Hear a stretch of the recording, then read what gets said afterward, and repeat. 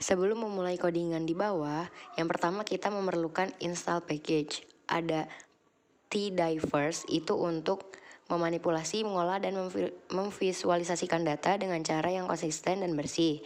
Terus yang kedua ada Data Explorer, itu untuk menjelajahi dan menganalisis data dengan cepat. Yang ketiga ada Skimmer, itu untuk membuat ringkasan data mirip dengan Data Explorer, tetapi fokusnya lebih pada tampilan yang konsisten dari informasi dasar tentang dataset. Yang kedua itu ada library-nya itu ada Tidivers, yang kedua ada library Data Explorer, dan yang ketiga ada library Skimmer. Library digunakan untuk memuat atau mengimpor paket atau pustaka tertentu ke dalam sesi R yang ingin kita kerjakan. Yang ketiga adalah perintah dalam bahasa pemrograman R yang berguna untuk membaca file CSV yang berisi data tentang harga rumah dari lokasi tertentu di komputer kita. Data house adalah nama variabel yang kita berikan di data CSV. Read CSV itu untuk membaca filenya, dan string s vector itu menentukan apakah R akan mengonversi karakter menjadi faktor atau tidak. Jika true, kolom karakter akan dianggap sebagai faktor oleh default.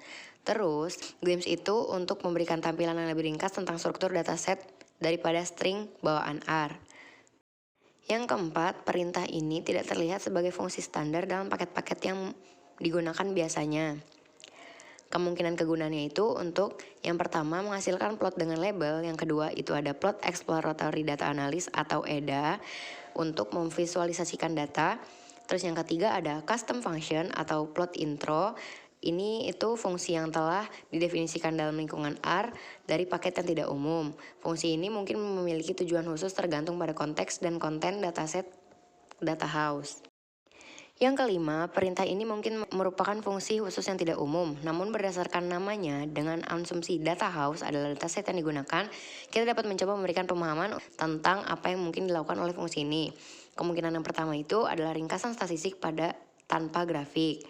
Dengan melihat fungsi skim without charts, ini berasumsi bahwa fungsi yang memberikan ringkasan statistik tentang dataset tanpa menghasilkan grafik. Yang kedua, menyajikan informasi ringkas. Mungkin akan memberikan informasi ringkas tentang dataset tanpa memvisualisasikan data dalam bentuk grafik. Yang ketiga, ada analogi dengan fungsi skim. Ini merupakan analogi dari fungsi skim dari paket skimmer, tetapi tanpa menyertakan grafik. Yang keempat, fokus pada ringkasan teks. Fungsi ini mungkin memberikan ringkasan teks yang lebih terfokus pada statistik deskriptif dalam bentuk teks atau tabel daripada grafik.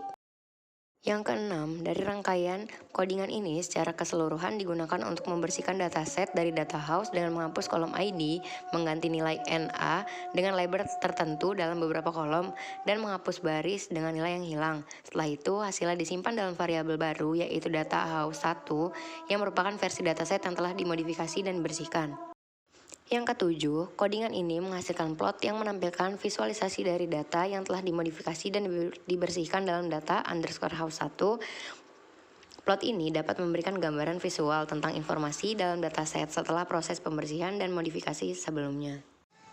Oke, selanjutnya yaitu ada fungsi dari nama skim without charts. Jadi fungsi ini itu bertujuan untuk menganalisis data dari dataset yaitu data house 1. Nah, data ini kan tanpa menghasilkan grafik. Jadi dari fungsi tersebut itu hanya menampilkan ringkasan atau informasi deskriptif tentang data yang diberikan tanpa menggunakan visualisasi grafis.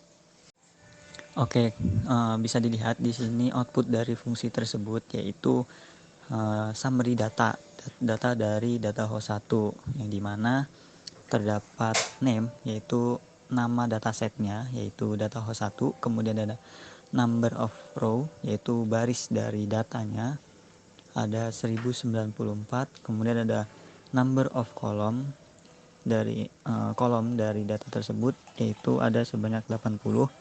Kemudian di sini ada juga kolom tipe frekuensi.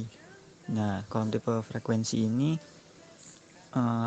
tipe data yang ada di dalam dataset tersebut gitu. Yang ada di setiap kolom-kolomnya itu bertipe datakan apa. Nah, di sini faktor itu ada 43 yang tipe datanya faktor, kemudian ada tipe data numerik itu ada 37. Nah, kemudian di sini ada grup variabel. Nah, grup variabel ini kayak menandakan gitu apakah ada variabel yang di grup atau tidak di dalam dataset tersebut. Nah, dalam konteks dataset data host 1 ini tidak ada grup variabelnya. Oke, selanjutnya output yang kedua yaitu di sini ada scheme variabel. Scheme variabel itu nama dari setiap variabelnya. Kemudian ada n missing. Nah, n missing ini nilai missing value. Jadi apakah ada nilai yang hilang atau tidak di setiap variabelnya. Nah, di sini nilainya itu 0 yang menandakan tidak ada missing value di setiap variabelnya. Kemudian ada complete rate. Nah, complete rate itu persentase data atau data yang lengkap tanpa ada nilai yang hilang dalam setiap variabelnya. Nah, di sini complete rate-nya itu 1, berarti nilainya itu lengkap gitu, tidak ada yang hilang. Kemudian di sini ada ordered, menunjukkan apakah variabel tersebut berurutan atau tidak dalam konteks kategorikal. Nah, sedangkan di sini datanya itu tipe datanya itu faktor dan numerikal. Tidak ada data yang kategorikal. Jadi di sini datanya itu false. Kemudian di sini ada n unique atau n unique itu adalah jumlah nilai yang unik dalam setiap variabel tersebut. Nah, contoh di variabel ms zoning itu nilai yang uniknya itu ada 5, kemudian street ada 2 dan ale itu ada 3. Selanjutnya di sini ada variabel atau penjelasan tentang top count. Nah, top count ini adalah fungsi yang menunjukkan bahwa setiap baris memberikan informasi tentang setiap kategori dalam variabel tersebut beserta jumlah kemunculannya. Contoh, dalam baris pertama yaitu kategori RL menunjukkan sebanyak 850 kali muncul dan kategori RM ada sebanyak 173 kali dan seterusnya. Oke, kemudian di sini ada output ketiga, ya, sama mirip seperti output kedua. Di sini ada scheme variable, and missing, kemudian complete rate. Nah, yang membedakan di sini ada min, std, kemudian ada P0, P25, P50, P75, dan P100. Nah, yang pertama ada di min. Nah, min ini menunjukkan bahwa nilai rata-rata dari setiap variabelnya. Kemudian di sini ada SD atau standar deviasi dari setiap variabel-variabelnya. Kemudian di sini ada P0. Nah, P0 ini adalah nilai minimum atau minimum value dari variabel numerik gitu. Dari setiap variabelnya itu P0 atau nilai minimumnya itu. Kemudian ada P25. P25 ini menunjukkan kuartil pertama dari setiap variabelnya. Kemudian ada P50.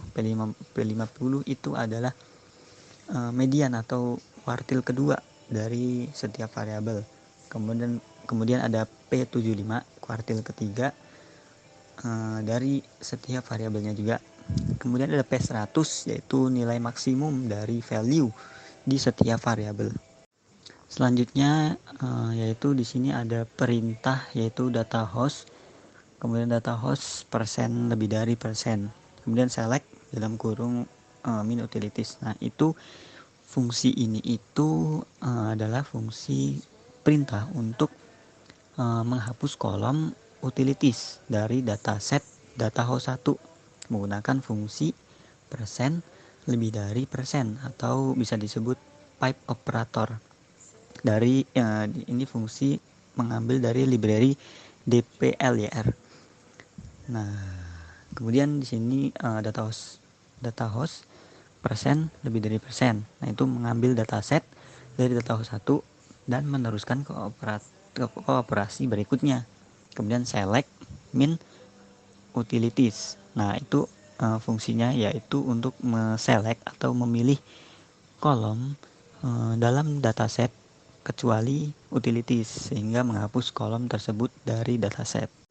Kemudian kode selanjutnya yaitu untuk membuat plot histogram. Nah, fungsinya itu untuk kita melihat jumlah distribusi dari si sales price, nilai sales price dan frekuensinya. Nah, bisa kita lihat di sini eh, nilai nilai dari sales price yang frekuensinya itu mengumpul di sekitaran nilai 2E plus 05 atau 2 kali 10 pangkat 5 gitu ya, atau sekitar 200 ribuan. Nah, rata-rata dari distribusinya itu ke kiri gitu, jadi distribusinya itu tidak normal. Jadi bisa disebut juga sebagai tail rack gitu, mempunyai ekor ke kanan. Jadi distribusinya itu mengumpul di kiri dan ekornya itu di kanan. Nah, di sini kita juga bisa melihat terdapat beberapa nilai outlier atau data pencilan. Nah, di sini sekitar 6E plus 05, atau sebelumnya ini ada 5E plus 05. Itu sekitar 500.000 ke atas itu terdapat nilai pencilan dari sales price tersebut. Oke, pada blok 11 itu kita akan membuat korelasi peubah. Memanggil fungsi plot scatter plot dengan beberapa argumen, itu data yang akan digunakan untuk membuat scatter plot. Di sini data berasal dari variabel data underscore house 1 select if it's numeric, memilih kolom yang hanya berisi data numerik dari data house 1. Baik, kolom yang digunakan untuk mengelompokkan data, di sini data dikelompokkan berdasarkan kolom sell price. Geopoint argumen untuk mengatur bentuk dan warna titik pada scatter plot. Di sini warna titik diatur menjadi steel blue. GGTem, tema yang digunakan untuk plot di sini tema BW digunakan. Untuk baris kedua, data house 1 variabel yang berisi data rumah. Operator pipe yang digunakan untuk menghubungkan dua expression select if is numeric, memilih kolom yang hanya berisi data numerik dari data house 1. Baris ketiga, buy sama dengan sell price, mengelompokkan data berdasarkan kolom sell price. Baris keempat, geopoint ARGS, mengatur bentuk dan warna titik pada scatter plot. List color steel blue. List itu membuat list yang berisi argumen. Color steel blue mengatur warna titik menjadi steel blue. Baris kelima, GGTem mengatur tema plot. Tem BW mengatur tema plot menjadi black and white. Nah, kemudian kita akan lanjut ke blok 12. Nah, untuk blok ke-12 masih dalam tahap membuat korelasi peubah. Penjelasannya, baris pertama, menghitung matriks korelasi Spearman untuk kolom numerik pada data house 1 dan menyimpan hasil dalam variabel Chormat. Data house 1, select if is numeric, memilih kolom yang hanya berisi data numerik dari data house 1. Metode Spearman itu untuk menentukan metode korelasi Spearman.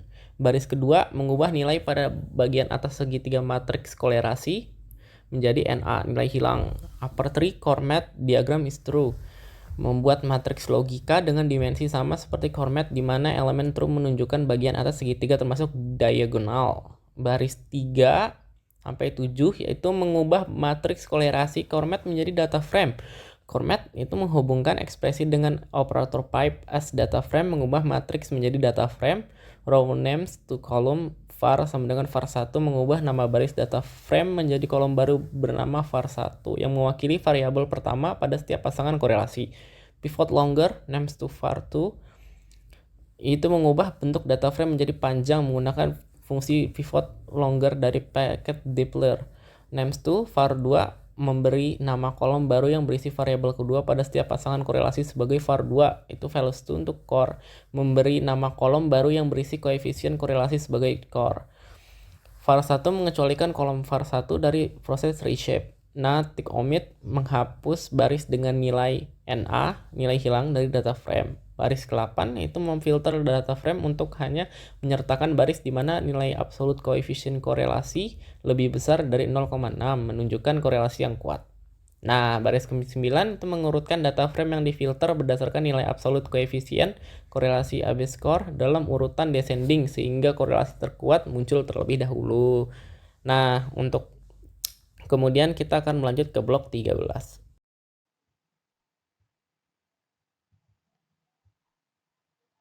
Kemudian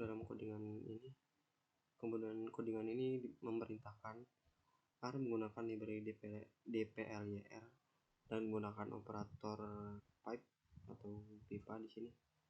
Kemudian ini melakukan filter pada suatu data frame di core df berdasarkan nilai absolut dari korelasi core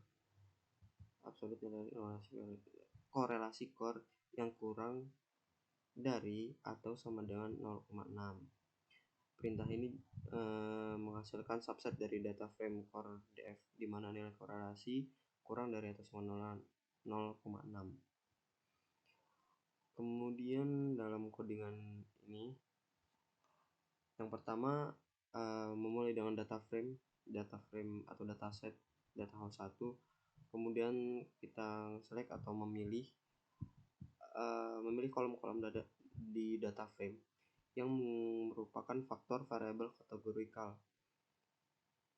dan fungsi where dengan kondisi isVector. Selanjutnya kolom self price juga dimasukkan. Ini menghasilkan subset dari data frame, makanya berisi kolom-kolom kategorikal dan kolom self price. Hanya di self price saja. Kemudian di sini menggunakan frame mengambil nama-nama kolom dari hasil seleksi sebelumnya. Jadi di codingan ini akan berisikan vektor yang berisi nama-nama kolom dari subset data set yang terdiri dari kolom-kolom kategorikal di dalam kolom self price. Hanya di kolom self price karena kita menggunakan select where isVector. Kemudian yang terakhir adalah kita menggunakan box plot. Sebelum menggunakan box plot, kita melakukan looping untuk setiap elemen dalam vektor cut var names kecuali elemen terakhir yang merupakan self price di sini. Kemudian hasil dari semua ini, kesimpulan dari codingan ini, setiap iterasi loop akan menghasilkan output untuk satu variabel kategorikal dalam dataset. Ini contoh-contoh datasetnya, menghasilkan box plot sendiri untuk setiap satu variabel kategorikal di dalam dataset data house. Mungkin itu saja yang bisa saya jelaskan. Terima kasih.